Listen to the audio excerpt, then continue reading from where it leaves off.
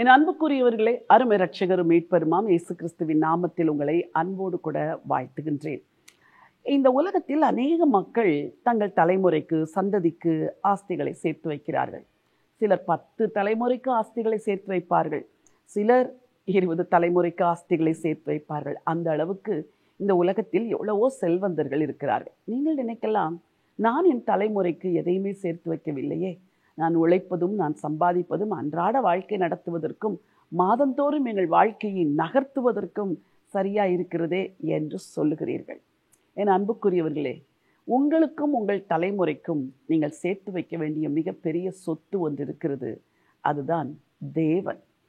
இந்த தேவனை நீங்கள் சொத்தாக கொண்டிருப்பீர்கள் என்றால், இந்த தேவனை மெய் மனதோடு சேவித்து அவரை ஆராதித்து அவரை வழிபட்டு அவரை தொழுது அவருக்காக வாழ்வீர்கள் என்றால், இந்த தேவன் என்ற சொத்து அல்லது இயேசு என்ற பொக்கிஷம் உங்கள் தலைமுறைகளுக்கும் தொடரும்.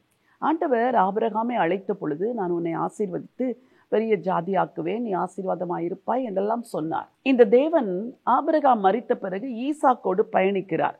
ஈசாக்கின் வாழ்க்கையில் உள்ள எல்லா பிரச்சனைகளையும் அவர் தீர்த்து வைக்கிறார்.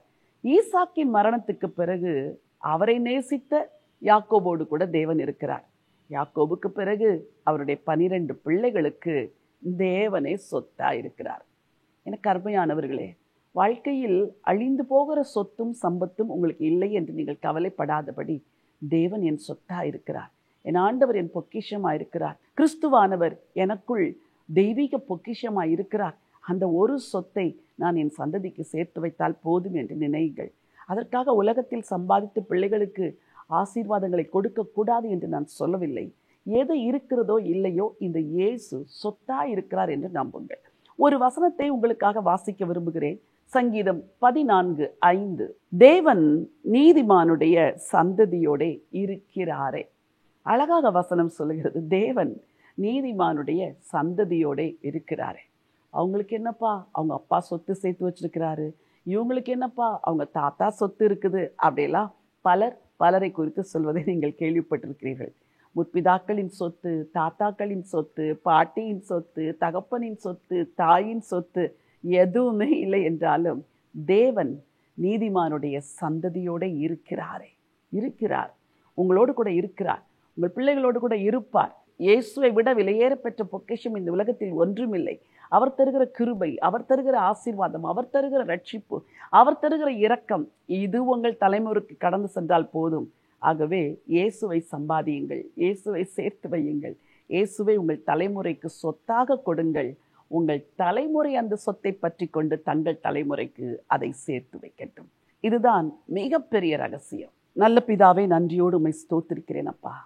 தேவன் நீதிமான்களுடைய சந்ததியோடு இருக்கிறாரே என்ற வேத வசனத்தின்படி உங்கள் பிள்ளைங்களுக்கு சொத்தாக சம்பத்தாக தேவன் இருக்கிறதற்காய் ஸ்தோத்திரம். நீதிமான்களின் சந்ததியோடு நீர் இருக்கிறீரப்பா. இன்றைக்கு என் வார்த்தையை கேட்டுக்கொண்டிருக்கிற ஒவ்வொரு நீதிமானுக்கும் நீரே சொத்தா இருக்கிறீர், அவருடைய தலைமுறைக்கு நீரே சம்பத்தா இருக்கிறீர். அவர்களை ஆசீர்வதிங்க. அவங்க வாழ்க்கையில் தேவன் பெரிய காரியங்களை செய்யும்படியாக ஜெபம் பண்ணுகிறேன் அப்பா. மனதார உடைய பிள்ளைகளை வாழ்த்தி ஆசீர்வதிக்கிறேன். இந்த சொத்து, இந்த சம்பத்து பரம்பரையாய் தலைமுறையாய் கடந்து செல்லட்டும்.